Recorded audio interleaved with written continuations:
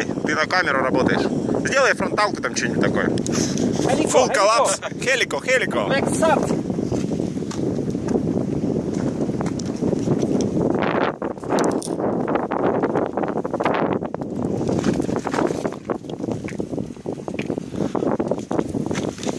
Вот что значит крымская школа. Ветер, шметер.